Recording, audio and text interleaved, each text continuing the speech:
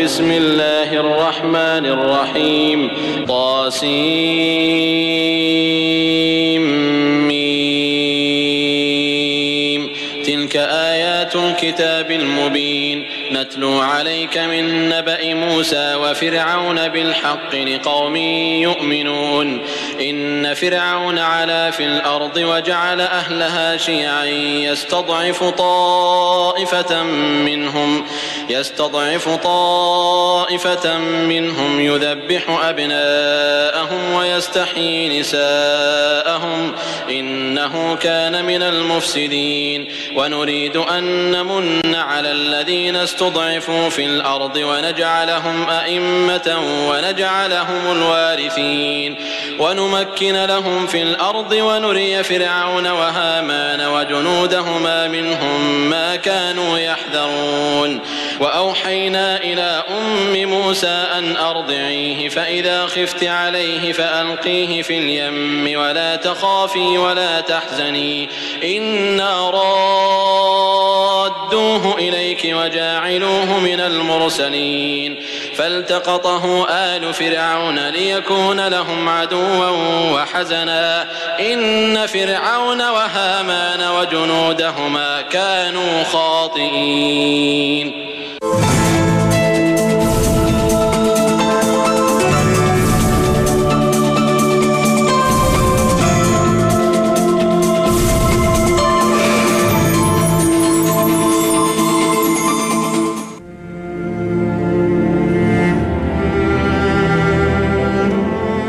Kisah tentang Nabi Musa dan Fir'aun adalah kisah yang penuh dengan ibrah.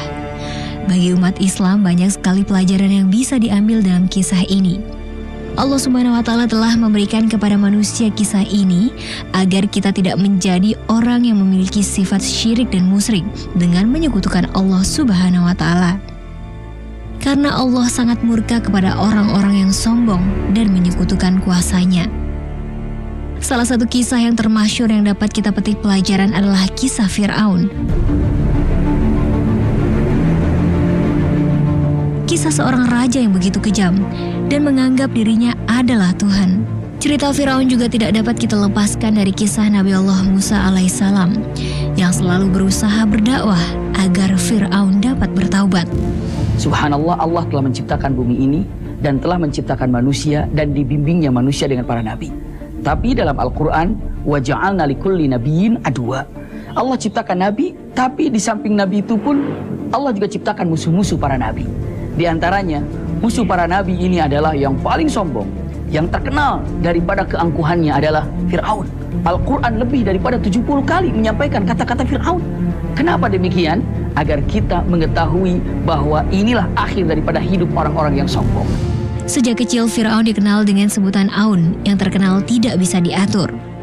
Setiap hari kerjaannya hanya membuat onar dan jengkel ibundanya.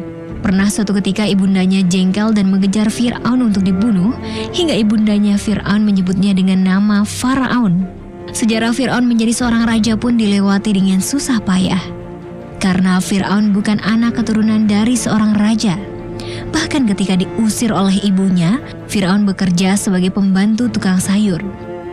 Karena sikap tidak bisa diaturnya itulah Fir'aun akhirnya dipecat oleh pemilik sayur tersebut dan memutuskan untuk menjadi pengusaha sayuran.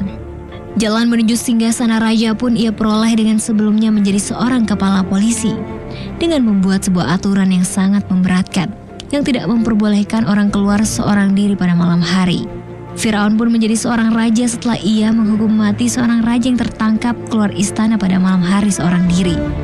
Hingga pada suatu hari ia bermimpi bahwa ada sebuah api yang datang dari Baitul Maqdis lalu membakar negeri Mesir selain rumah-rumah Bani Israel. Saat bangun maka Fir'aun langsung terkejut. Kemudian ia mengumpulkan para peramal dan pesihir untuk meminta takwil terhadap mimpinya itu. Lalu mereka memberitahukan bahwa akan lahir seorang anak dari kalangan Bani Israel yang akan menjadi sebab binasanya penduduk Mesir. Maka Fir'aun merasa takut terhadap mimpi tersebut. Ia pun memerintahkan untuk membunuh membunuh setiap anak laki-laki Bani Israel karena takut nujum peramal itu menjadi benar.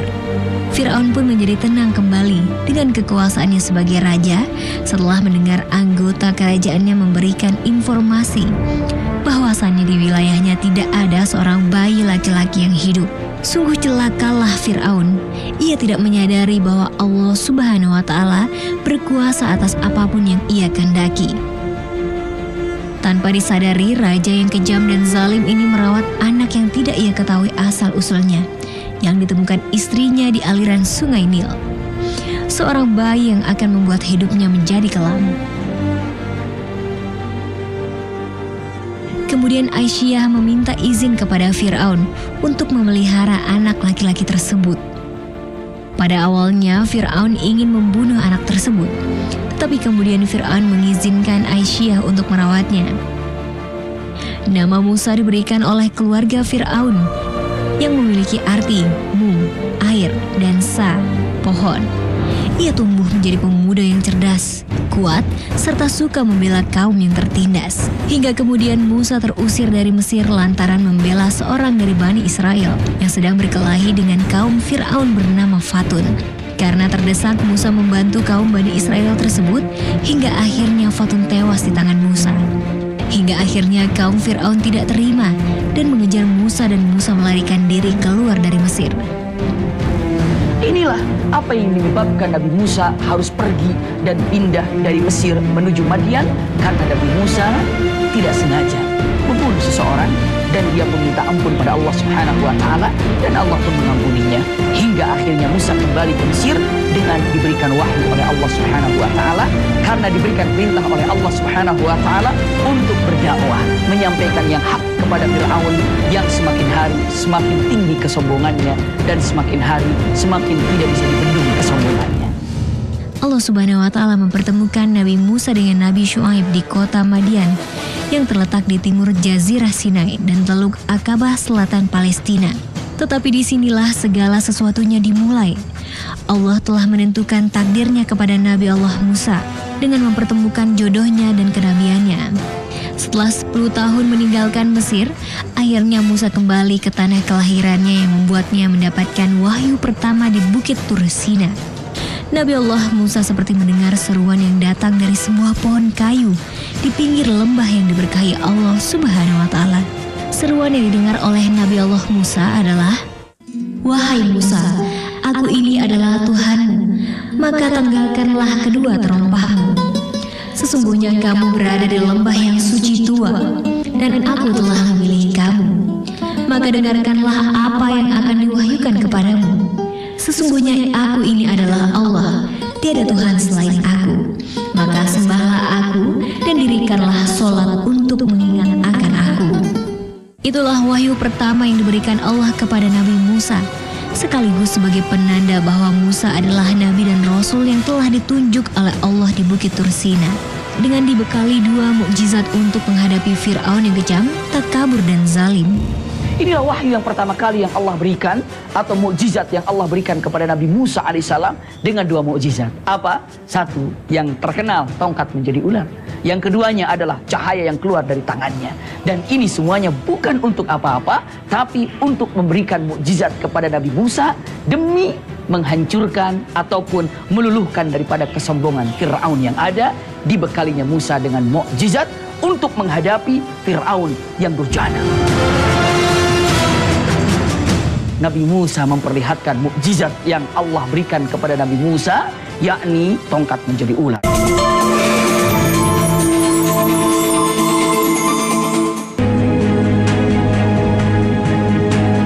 Setiap perkara yang Allah turunkan pastilah memiliki makna dan pelajaran yang bisa dipetik hikmahnya. Begitu juga dengan kisah Fir'aun yang secara terang-terangan menyatakan bahwa ia adalah Tuhan yang pantas untuk disembah. Kemudian ia memerintahkan rakyatnya untuk sujud kepadanya. Inilah bentuk keangkuhan Fir'aun. Na'udzubillah min zalik. Semoga kita tetap berpegang teguh dengan akidah kita kepada Allah Subhanahu wa Ta'ala hingga akhir hayat. La ilaha illallah. Tiada Tuhan selain Allah. Terkutuklah orang-orang yang memuja selain Allah, seperti yang tertuang dalam surat Al-Hajj ayat 73. Hai manusia, telah dibuat perumpamaan, maka dengarkanlah olehmu perumpamaan itu. Sesungguhnya segala yang kamu seru selain Allah sekali-kali tidak dapat menciptakan seekor lalat pun, walaupun mereka bersatu menciptakannya. Dan jika lalat itu merampas sesuatu dari mereka, tiadalah mereka dapat merebutnya kembali dari lalat itu. Amat lemahlah yang menyembah dan amat lemah pula lah yang disembah. Kemudian Allah Subhanahu wa Ta'ala mengutus Nabi Musa dan Harun untuk berdakwah kepada Fir'aun agar ia kembali beriman kepada Allah Subhanahu wa Ta'ala. Dialog maha dahsyat ini diabadikan dalam Al-Quran dalam surat Toha ayat 47-52. Bismillahirrahmanirrahim. Fa'tiyahu faqula inna rasula rabbika fa'arsil ma'na bani Israila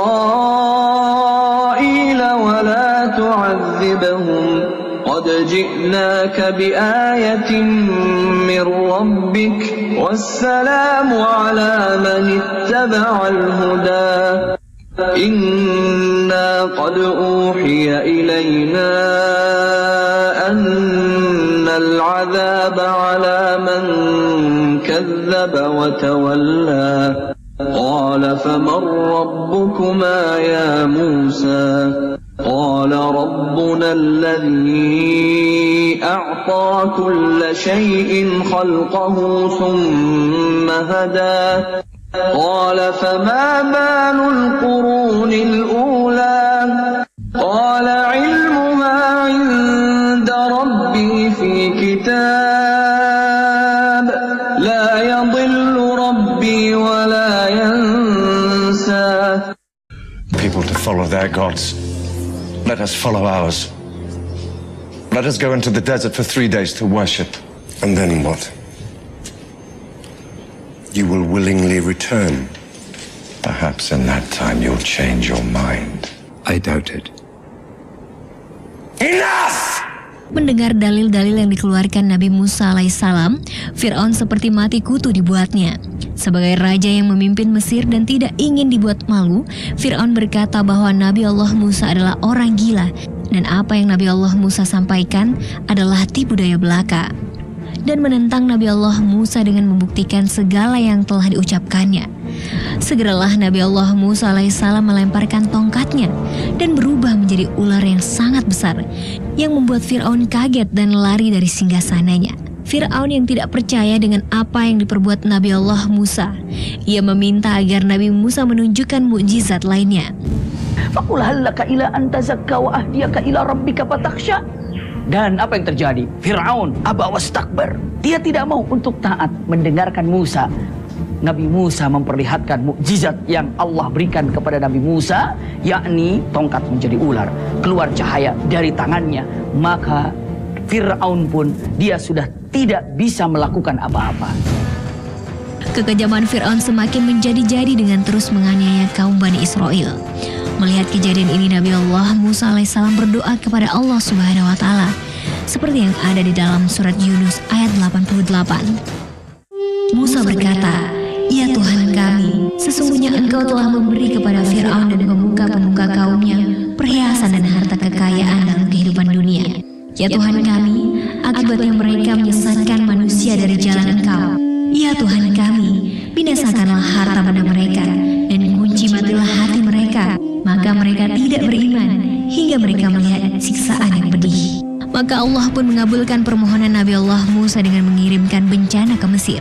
Sungai Nil mengering, hujan deras yang mengakibatkan rumah hanyut, dan datanglah wabah penyakit disertai hama ganas. Akhirnya Nabi Musa alaihissalam beserta para Bani Israel bergegas menuju Baitul Maqdis meninggalkan Mesir. Rasa cemas dan takut semakin mencekam hati para pengikut Nabi Musa ketika melihat di hadapan mereka terbentang laut yang sangat luas dan tidak ada tempat untuk mereka melarikan diri. Sedang di belakang mereka bala pasukan Fir'aun semakin mendekat, yang sudah pasti akan mengembalikan mereka ke tanah Mesir. Maka hukuman mati akan mereka terima dari Fir'aun yang zalim. Namun Allah punya rencana lain. Ia memerintahkan Musa untuk memukulkan tongkatnya ke air laut, dan terbelahlah laut tersebut. Setiap belahan dari air laut tersebut menyerupai gunung yang besar. Maka dilewatilah dasar laut yang membentuk sebuah jalan tersebut. Allah menyelamatkan Musa dan Bani Israel sampai ke daratan di seberang. Sedang Fir'aun dan bala tentaranya Allah tenggelamkan di tengah laut. Dan Allah menakdirkan untuk menyelamatkan jasad Fir'aun. Dalam Al-Quran digambarkan dengan kalimatnya fa'atba'ahum Fir'aun wa junuduh. Maka Fir'aun dan pengikutnya ikut. Tapi apa yang terjadi? Ketika di tengah lautan itu Allah katakan, hatta idza adrakahul gharaqu qala amantu annahu la ilaha illallah. Tapi begitu di dalam gharak. Gharak itu artinya tenggelam, dan air itu kembali menyatu dan tenggelamlah Fir'aun yang ada di Laut Merah. Hari ini, yakni dari mulai Fir'aun tenggelam di laut tersebut, Allah selamatkan, tapi ingat, bibadani.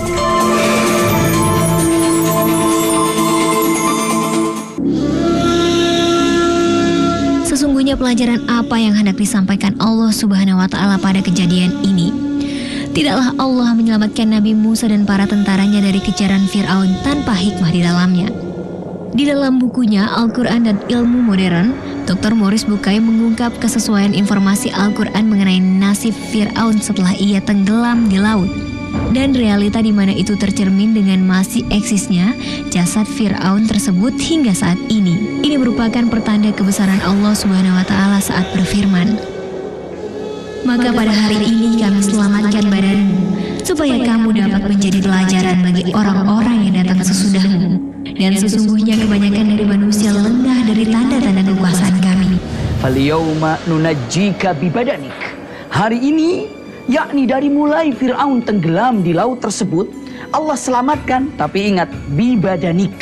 Hanya jasadnya saja yang aku selamatkan. Hanya jasadnya saja yang tidak hancur. Iya, kenapa? Karena untuk sebagai ayat atau sebagai peringatan bagi siapapun yang ada di muka bumi ini daripada kesombongannya Fir'aun. Jasad Fir'aun yang telah dilaknat Allah Subhanahu wa Ta'ala itu akan diselamatkan dari air sebagaimana keterangan surat Yunus ayat 92. Dalam hal ini pemeriksaan medis terhadap mumi tersebut menunjukkan jasad tersebut tidak berada lama di dalam air, sebab tidak menunjukkan adanya tanda kerusakan total akibat terlalu lama berada di dalam air. Dengan mengambil sampel organ tertentu dari jasad mumi tersebut pada tahun 1975 melalui bantuan Profesor Michel Durigon dan pemeriksaan yang detail dengan menggunakan mikroskop. Bagian terkecil dalam organ itu masih dalam kondisi terpelihara secara sempurna. Ini menunjukkan keterpeliharaan secara sempurna itu tidak mungkin terjadi andai kata jasad tersebut sempat tertinggal beberapa lama di dalam air, atau bahkan sekalipun berada lama di luar air sebelum terjadi proses pengawatan pertama. Allah menyelamatkan jasad Fir'aun dari kerusakan total sehingga menjadi tanda-tanda kebesarannya bagi umat manusia, sebagaimana yang disebutkan Al-Quranul Karim. Informasi sejarah mengenai nasib jasad Fir'aun tidak berada di tangan manusia manapun ketika Al-Quran turun ataupun setelah beberapa abad setelah turunnya. Akan tetapi ia dijelaskan di dalam Al-Quran sebelum lebih dari 1400 tahun yang lalu. Allahu Akbar. Semoga kita termasuk umatnya yang senantiasa dijauhkan dari golongan orang-orang yang kafir dan yang kufur. Amin, amin ya robbal alamin. Fa inna hadhihi dij'atun min ahlin nar. Sesungguhnya tidur telengkup seperti ini adalah tidurnya ahli neraka.